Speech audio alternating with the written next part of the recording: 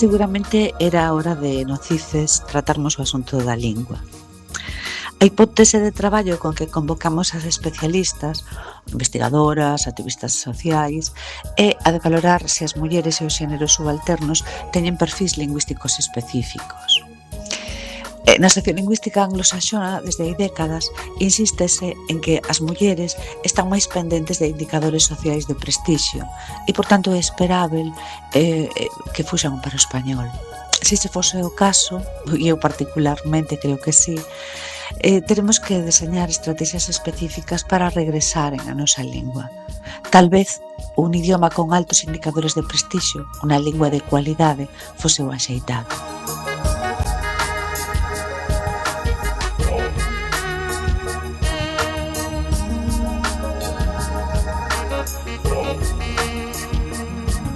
En nome da Universidade de Santiago de Compostela quero agradecer tanto ao CIFEX como á Deputación da Coruña ter a posibilidade de organizar estas xornadas que é xa a 17ª xornada CIFEX que leva por título Subalternidade e Xénero no presente. Vamos a participar nunhas xornadas moi interesantes que eu creo que todo o mundo debería estar nelas porque vamos a falar de xénero e lingua. Creemos que desde o feminismo, desde esa perspectiva feminista de ver a vida, é desde onde podemos resolver a situación tamén do galego no noso país. En nome do decanato quero expresar o noso agradecemento ao CIFEX por toda a labor inmensa e intensa que leva realizando nestes anos nos estudos de xénero e igualdade.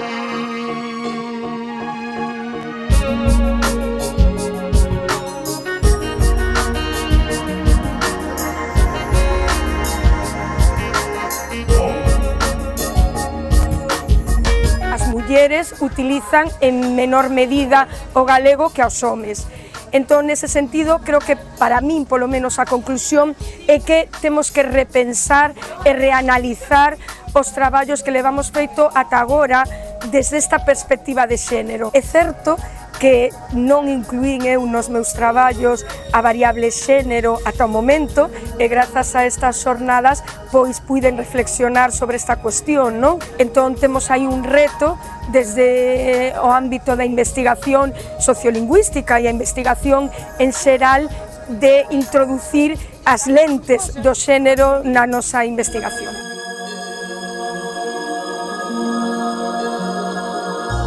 Vimos de realizar unha mesa sobre a experiencia de tres activistas, tres precursoras do activismo lingüístico e analizar un pouquiño a súa experiencia e como ten influído o ser activistas lingüísticas, defender a lingua galega e o feito de ser mulleres, é dicir, como influi o xénero nesa defensa do galego. Exiximos que as institucións ingresen nunha legalidade favorável a lingua galega e a todas e todos nós que convertamos ese cariño, esa devoción pola lingua galega en uso normal como calquer pobo do mundo que se orgulla da súa lingua e da súa identidade.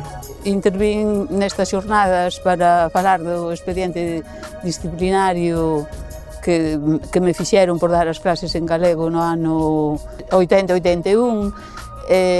Considero que na situación que está hoxe o galego, cos últimos datos estadísticos que temos de que neste momento xa hai menos galego falantes que español falantes, é relevante que outra vez se poña en valor e se poña no marco do debate todo o que teña que ver coa lingua galega e se é en relación co xénero, desde logo tamén. A miña relación coa lingua comezou cando cheguei a Galiza en 1957, porque eu nacín en Aragón. E en contacto coas nenas galegas, porque asistía á escola da miña nai, e en contacto coa miña avoa, onde vivía, en cuxa casa vivía, e cos meus tíos e curmáns, foi cando tiven unha inmersión no galego, tal xeito que, despois de 10 meses, xa sabía falar galego mellor ou peor. Os 7 anos seguintes no Instituto de Rosalía de Castro foron anos de costas ao galego totalmente. E cando ingresei na universidade en 1965, tiven a sorte no terceiro curso, 67, anos 67, 68, de encontrar a Carballo Calero, de cursar 3 anos con carácter rotativo as materias que impartía, lingua galega, literatura galego-portuguesa medieval, literatura galega moderna, determinante, aquela primeira inmersión que tivera na aldea de Leira, Ordes, e os estudos de galego aqueles 3 anos nos que me doutorei e impartín durante 44 anos. Contei tamén toda a dureza que tivo a etapa en que seguín a filosofía reintegracionista, porque foron momentos de moita persecución, así, persecución. Se eu investigaba sobre mitos femininos, dicíanme: estes traballos están moi ben, pero déixate de tanto feminismo. Ou cando tiña xa feito algún libro, algún manual como Dicionario de Mulleres Galegas, ano 2007, tiven que mudar a ortografía, porque a editora, ortografía de mínimos reintegracionistas, porque a editora considerou que senón non tería subvencións.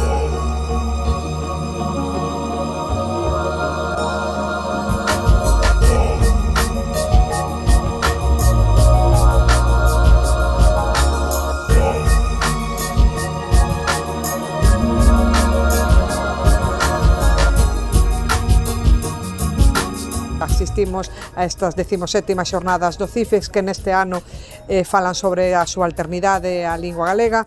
A nosa intención foi poñer en evidencia como o activismo da lingua está sempre unido ao activismo en defensa dos dereitos das mulleres e da loita feminista, posto que non se pode entender a loita polos dereitos lingüísticos se non atendemos tamén a loita polos dereitos das mulleres para vivir nunha sociedade igualitaria que respeite todas as alternativas, incluída tamén a lingüística. En primeiro lugar, quero agradecer ao CIFEX e a Teresa Moure en concreto polo convite ás nosas escolas para estar aquí, pola posibilidade de representar a nosa asociación, o noso proxecto educativo, para coller unha frase que resuma así un pouco o que foi o día para min e tentando infundir optimismo nesta situación complexa que estamos a viver, tanto a nivel de lingua como a nivel de xénero, pois quero coller aquela frase do meu querido Miguel Rodríguez Carnota que di que o futuro nace cada día e que todos os procesos son reversibles, que o caso é querer.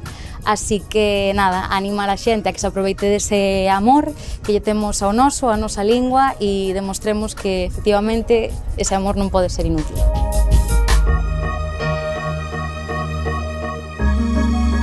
Como estudante de Filoloxía Galega e tamén como activista e divulgadora de temas LGBT, diversidade de xénero, pois levo anos investigando e traballando nesa intersección entre a lingua galega e as linguas subalternas e as identidades tanto de xénero como identidades políticas subalternas tamén nesta sociedade. Houbo participantes bastante diferentes, houbo persoas pois dentro da academia, houbo persoas do asociacionismo. Penso que era bastante importante xuntar perspectivas moi diferentes porque vexo que pode haber unha perspectiva moi diferente entre a academia digamos da vella garda, con todo o respeto, pois a xente que estamos agora estudando, a xente que estamos nun asociacionismo máis de base, máis pois temas, digamos, do actual, que penso que temos unha experiencia moi diferente tamén como falantes de galego.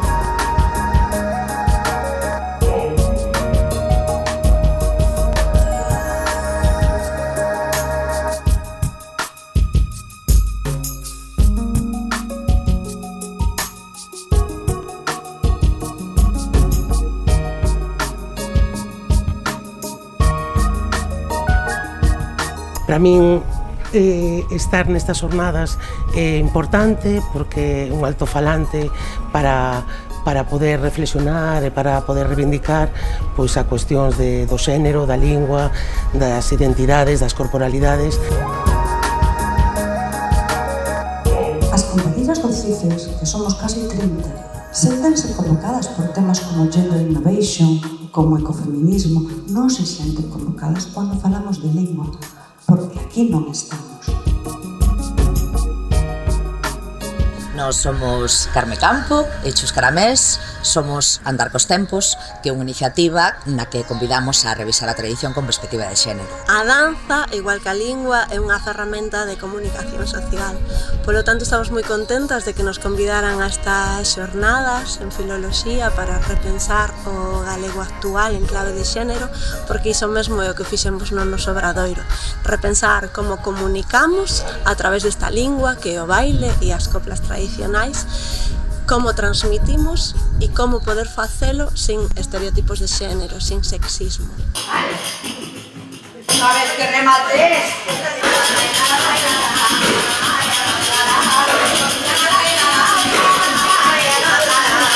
Neste obradoiro estivemos a bailar e a cantar toda a tarde, tentando transmitir todo este rico legado patrimonial que nos deixaron herdanza as nosas avoas e avós, aprender a reflexionar sobre o que estamos a transmitir e aprender a construir entre todas como podemos transmitir a seguinte xeración. Estábamos no congreso do xénero e o falade, logo a tardiña viñeron a aprendernos a bailar. Nos viñemos do obradoiro, vimos escoitar falar. No canto do faladoiro puxéronnos a bailar.